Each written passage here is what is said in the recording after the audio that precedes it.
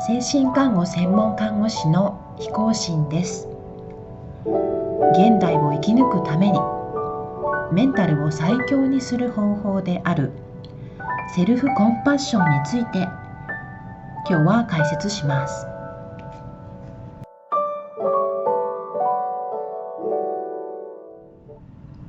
セルフコンパッションとは、自分自身が苦しんでいる時に愛する大切な誰かを思いやるように自分自身を思いやるという仏教の慈悲を元にした心の在り方です。アメリカの心理学者クリスティーン・ネフが提唱し、さまざまな心身への効果が科学的に実証されています。人をケアするにはあなたがケアされる必要があるをモットーに、私は医療・福祉従事者に癒しを届けるべくセルフコンパッションについて研修を行っています。自分自身を思いやる慈悲の瞑想を研修の中で始めると、思わず涙をこぼしハッとされる参加者が必ずと言っていいほどいます。自分を後回しにして頑張ってきたのかなと驚く瞬間です。医療・福祉従事者に限らず、子供の頃から他人を思いやりなさい、人に優しく自分に厳しくと教わってきたのではないでしょうか。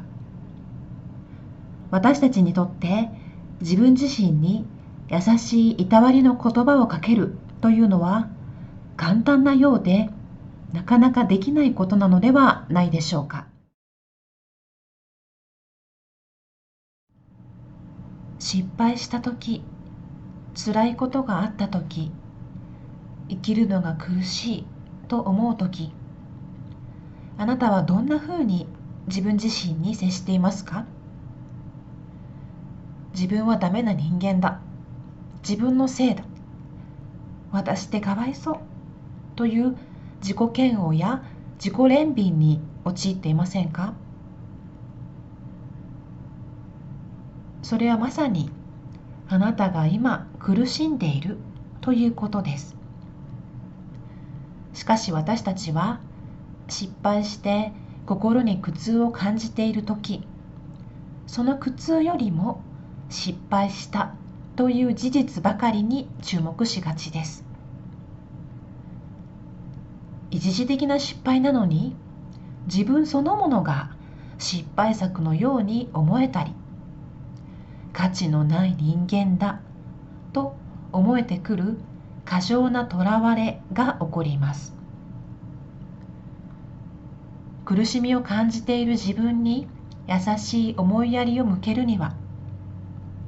ただ自分が苦しんでいるのだということを知る必要があります。自己批判するときは、攻撃するのも自分、攻撃されるのも自分という苦しい状態です。あなたは体や心の痛み、どうすることもできない人生の深い悩みにすでに苦しんでいます。その苦しんでいる自分を批判してさらに追い打ちをかけてしまっているのです。大切なのは自分が失敗作だと非難するのではなく、無条件に受け入れ、自分の敵になるのではなく味方になることです。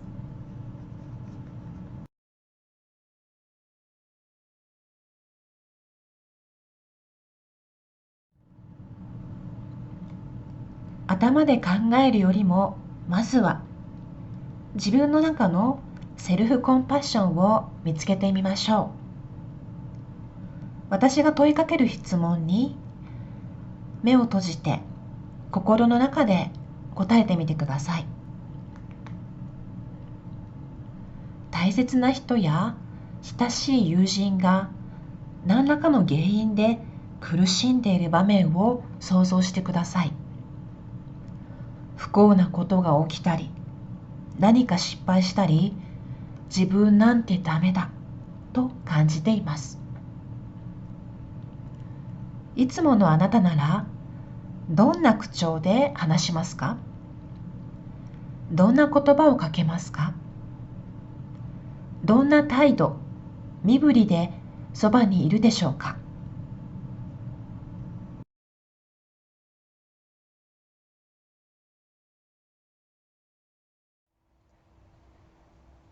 今度は反対に、あなた自身が何らかの原因で苦しんでいる場面を想像してみてください。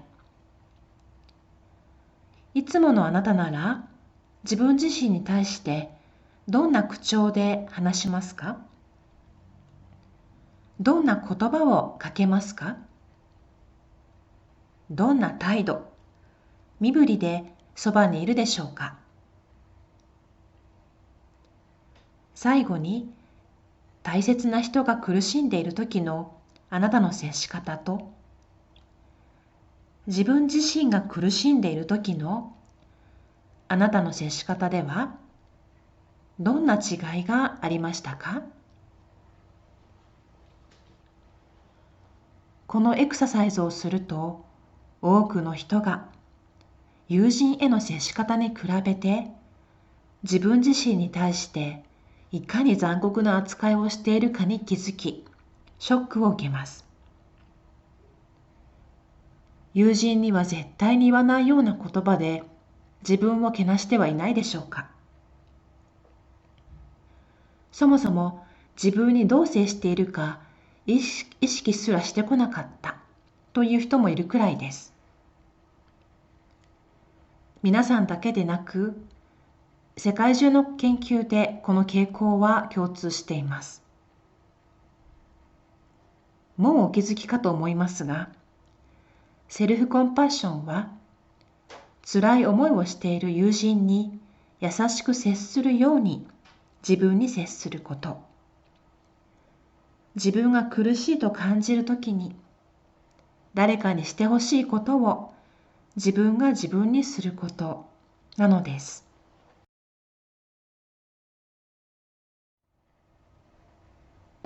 自分に優しくなれないのはあなた一人だけではありません。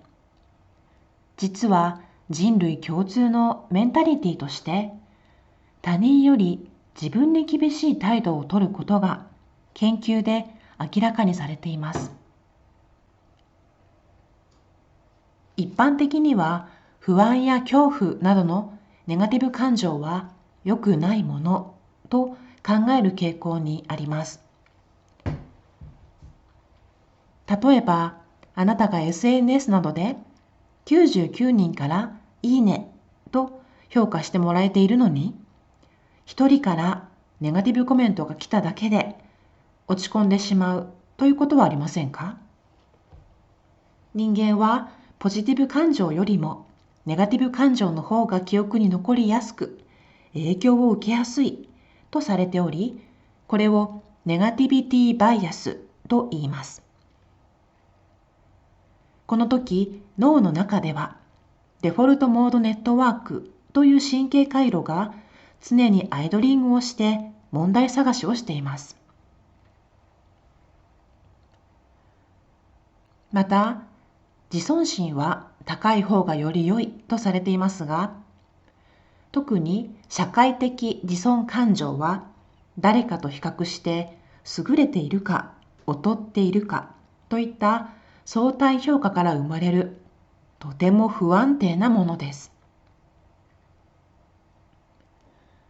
しかし、ネガティブ感情は悪いことだけではありません。原始時代は常に危険な生き物がいつ襲ってくるかわからない状態で、ネガティブ感情を発動できる方が生き延びるのに有利でした。現代の人間にとっても、事件や事故、仕事上のミスなどで危機回避をするためには必要な感情です。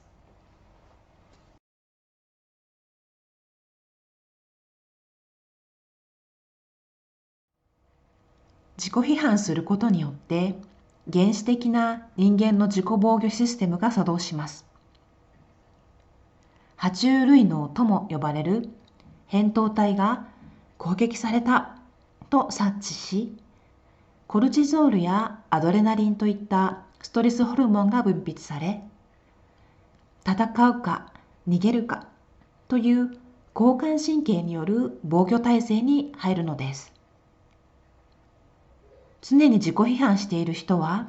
ストレスホルモンが過剰分泌されて興奮状態となり、イライラしやすくなります。また、抑うつや不安、アルコール依存や自傷など、自らを傷つける自己破壊行動につながり、心身の健康に多大な影響が及ぶのです。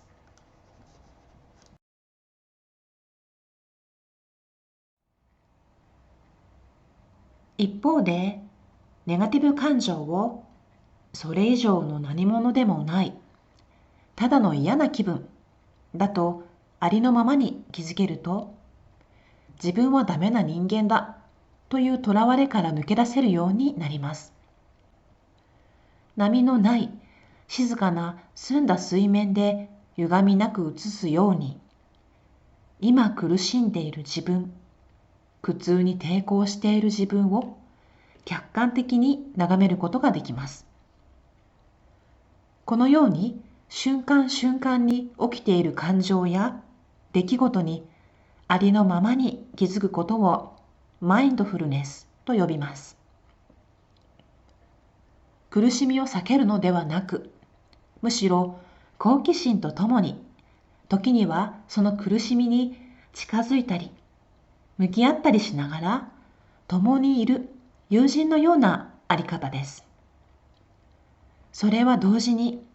苦しみや不快なものを受容する勇気ある心のあり方とも言えます。マインドフルネスについては、過去動画で詳しく解説していますので、そちらも合わせてご視聴してみてください。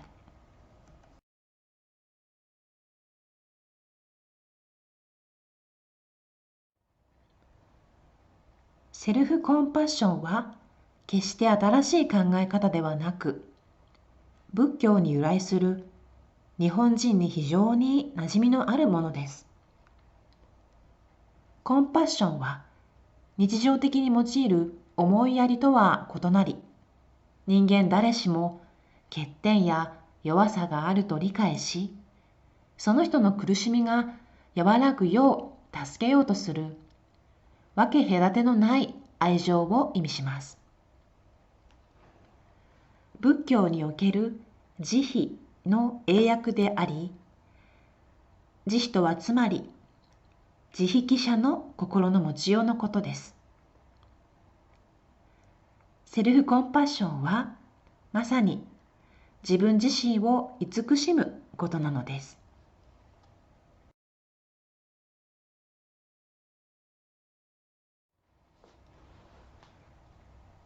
セルフコンパッションは自分への優しさ、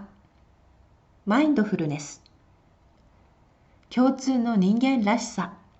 という3つの要素から構成されます。自分への優しさとは、悩み苦しみを経験したとき、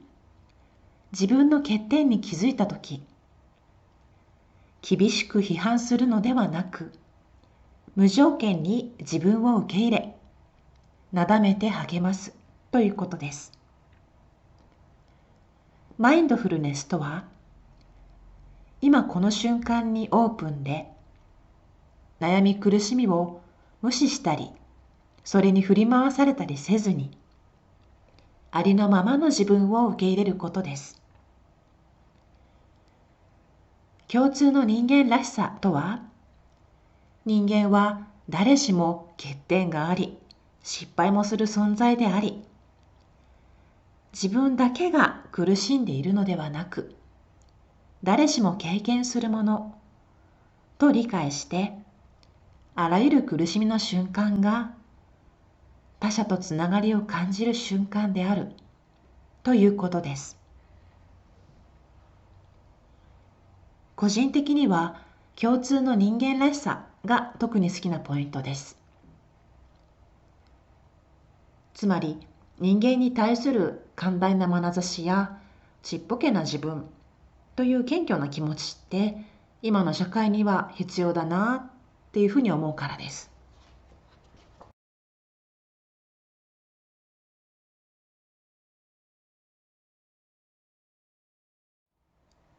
セルフコンパッションは仏教の教えから生まれました。ここで少しブッダのお話をさせてください。ゴータマ・シッタールタ、後のお釈迦様ですね。彼は2500年前のインドに生まれ、生きて老いて病んで死ぬ生老病死の苦しみに対する答えを求めて、29歳で王族の身分を捨てて出家をし、痛みを伴う苦行を6年かけて悟りを開こうとしたけどできなかったそうです。シッタールタは苦行に疲れ果て、村の川で沐浴をして木陰で体を休めていると、村の娘が差し入れてくれたミルク粥を飲み、自分自身を癒したそうです。ちなみにコーヒーに入れるミルクのスジャータという商品名は村の娘スジャータから取ったそうです。すいません、小ネタです。癒しを得たゴータマ・シッタールタは35歳で菩提樹という木の下で7日間座禅をして、ついに悟りを開いてブッダ、つまり悟った人となりました。ブッダは80歳で亡くなるまで苦しむ人のため教えを説いてインド中を回ったとされています。つまりブッダの教えは、まず自分に優しさを向ける心、自利があって初めて誰かを思いやることができる、利他ができるのだということを伝えています。自分を癒してこそ相手を癒せる。順番を間違えてもいけないし、利他だけでも自分自身が潰れてしまいます。自利利他、この順番が特に大切なので間違えてはいけません。セルフコンパッションはまさに自利利他の精神であると言えます。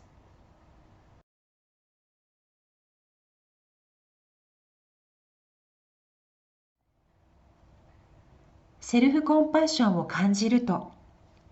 愛情ホルモンと言われるオキシトシンや天然の精神安定剤と言われる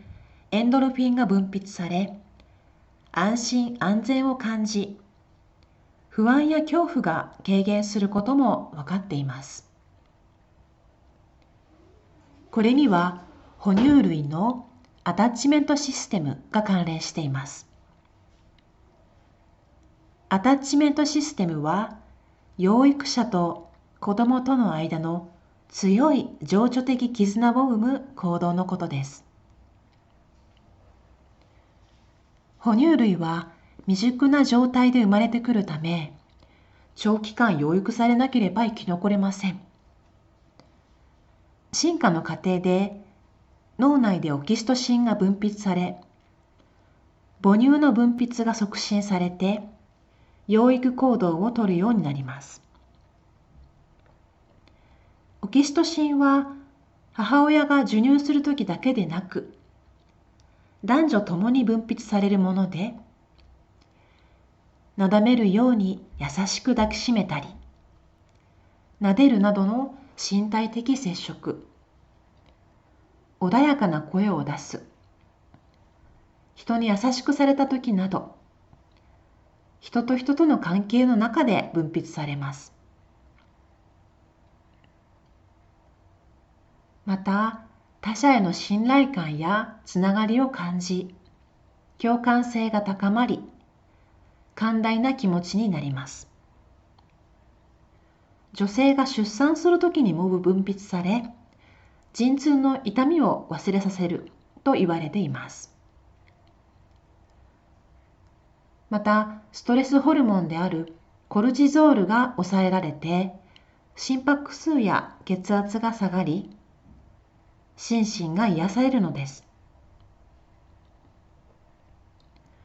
自分で自分を抱きしめるだけでもオキシトシンが分泌されて癒されます。つまり、誰かをケアすることでも、誰かにケアされることでも癒されるように、私たちは生まれつきプログラムされているのです。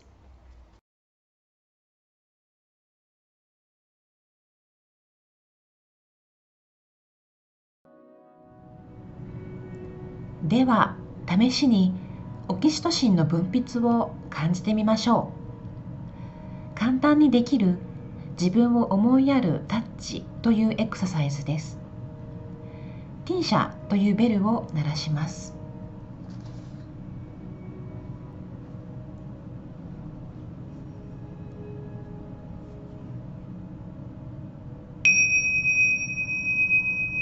ゆったりと呼吸を続けて、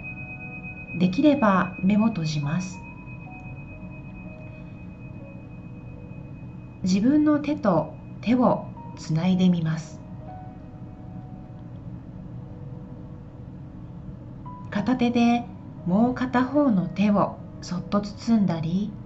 優しく撫でます。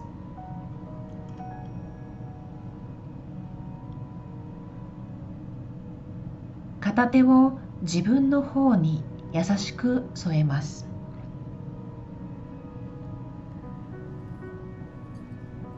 両手で頬を包みます。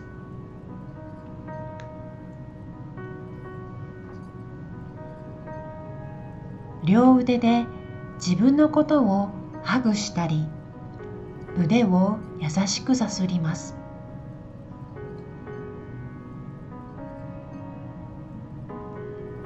片方の手を胸元の上に置きます。ぬくもりや優しい重みをのんびりと感じます。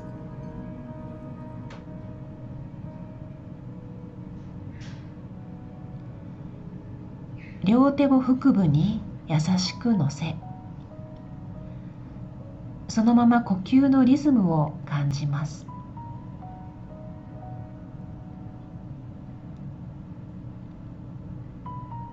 体のどこかに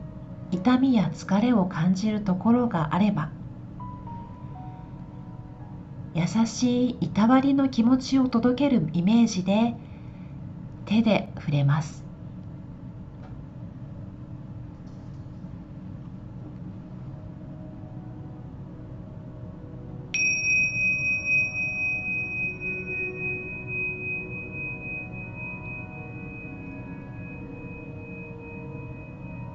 どんな感じでしたか？疲れた時や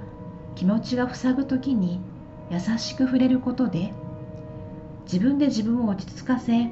安心させることができます。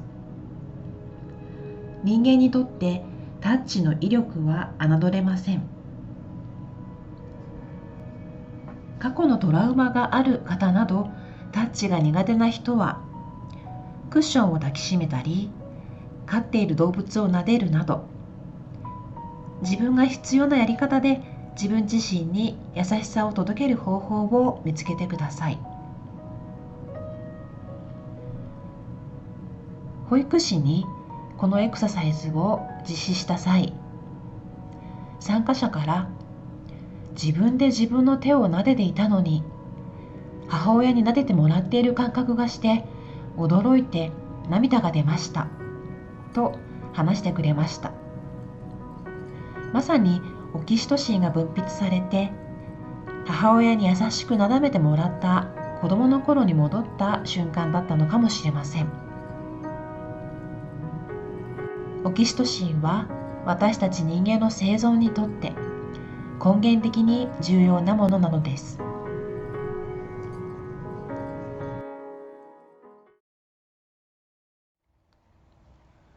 あなたは生まれた時からすでにギフトを手にしています。本来、自分を思いやる力は無限に備わっています。自分の外側に求めなくても、自分の内側にすでに持っているのです。皆さんは思いやってもらう価値がある存在です。これは生まれた時にすでに持っている生徳権ですね。自分の人生で四六時中自分をケアでき、自分に優しくできる唯一の人物はあなた自身なのです。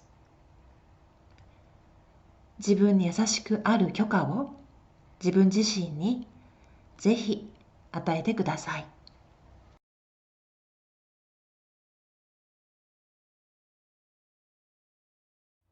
ここまでの説明を聞いても、まだ自分への思いやりなんて二の次、自分に優しくするなんて自分を甘やかすことになるんじゃないのと納得できない人がいるかもしれません。では、あなたが飛行機に乗ったことをイメージしてみてください。高度1万キロ、エンジントラブルの緊急事態が起こったとします。機内の酸素濃度が下がっていき、あなたの頭上から酸素マスクが自動的に降りてきて、このまま墜落するかもしれない一刻を争う状態です。あなたの隣には大切な家族、パートナーが座っています。親子連れの場合は、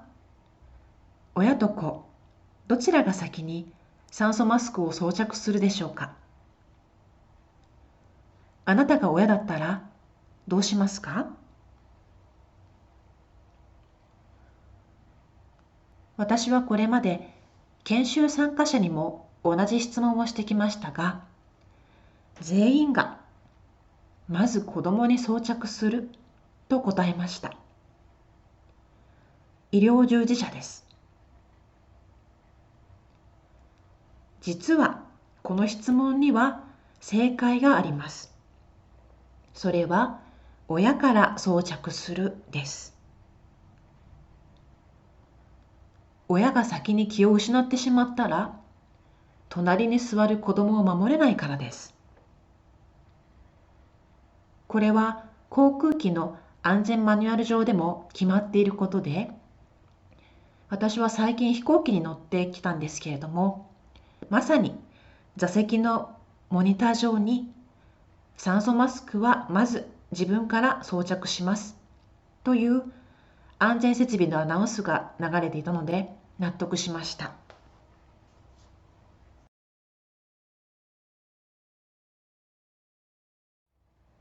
人をケアするにはあなたがケアされる必要があるのです。自分自身をないがしろにして誰かのためばかりに尽くしていると、自分の中のエネルギーが枯渇してしまいます。結果としてうつなどのメンタル不調に陥ったり、相手のことが鬱陶しく感じて人間関係を悪化させてしまいます。自分自身の中にこんこんと泉のように湧き上がるセルフコンパッションを自分自身にこそ届けましょ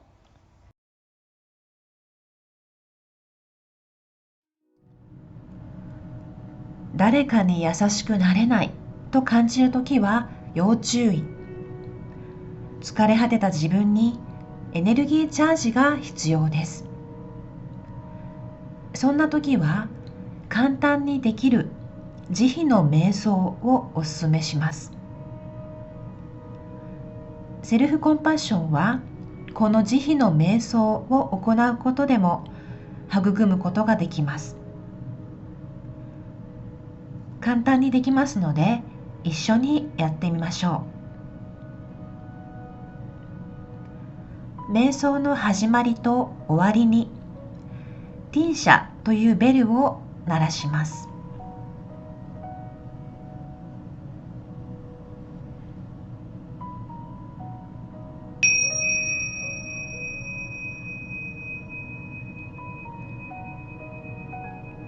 心地よい姿勢で心臓や自分が安心を感じられる場所に手を添えてください。これから一呼吸ごとに一つのフレーズをゆっくりと丁寧に心の中で繰り返していきます。フレーズで優しく自分自身を包み込むようにイメージしてください。まず、あなたの大切な人を思い浮かべ、ゆっくりと優しい気持ちで復唱します。あなたが幸せでありますように。あなたが穏やかでありますように。あなたが健康でありますように。あなたが安らかに暮らせますように。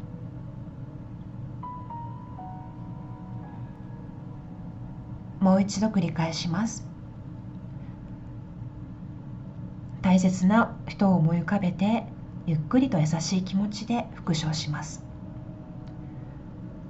あなたが幸せでありますように。あなたが穏やかでありますように。あなたが健康でありますように。あなたが安らかに暮らせますように。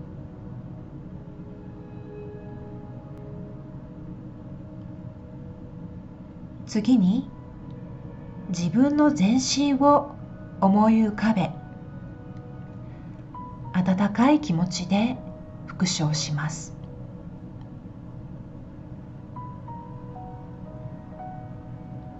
私が幸せでありますように。私が穏やかでありますように。私が健康でありますように。私が安らかに暮らせますように。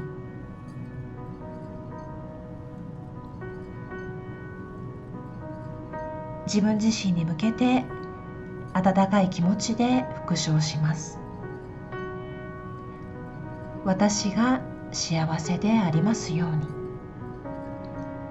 私が穏やかでありますように。私が健康でありますように。私が安らかに暮らせますように。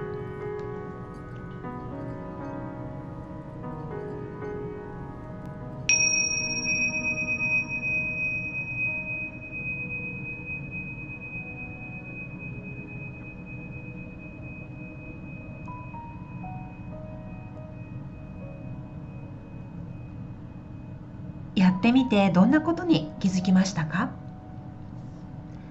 自分自身に対して慈悲を向けるというのはいかがでしたか？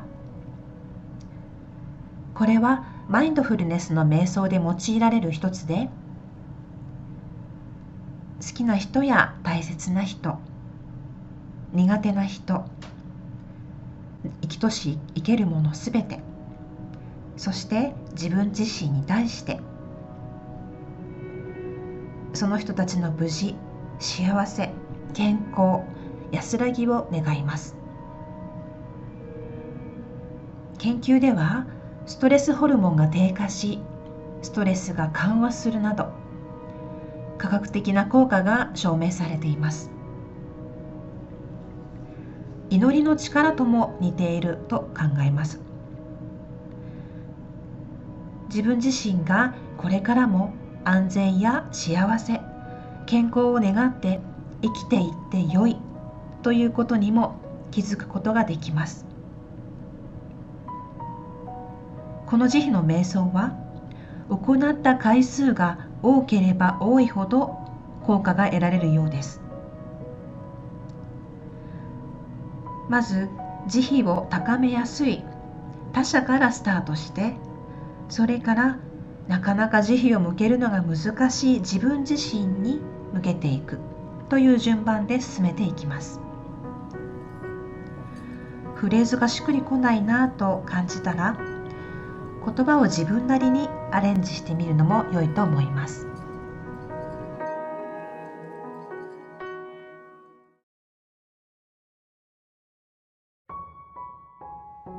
これは私の家の窓から朝7時ごろ撮れた東の空にかかる雲です。すべての暗い雲にはシルバーライニングがあるという英語のことわざがあります。雲が太陽を遮っても暗い雲を縁取りする光が見えるように、苦しいことの裏には必ず希望の光が差しています。困難の真っ只中では貴重な学びがあったなんて到底感じられないこともあります。生きるのがつらい、もう生きていけないという苦しみも感じることがあります。自分がそんな苦しみを耐えてきたことをねぎらう優しい言葉をかけて、自分自身にこそ思いやりを向けましょう。今はとても苦しくてたまらないよね。本当に大変だったね。あなたのせいじゃないよ。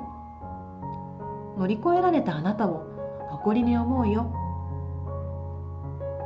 どんな自分も優しくいたわり受け入れる。あなたが持っているシルバーライニングに敬意の気持ちを存分に伝えてください。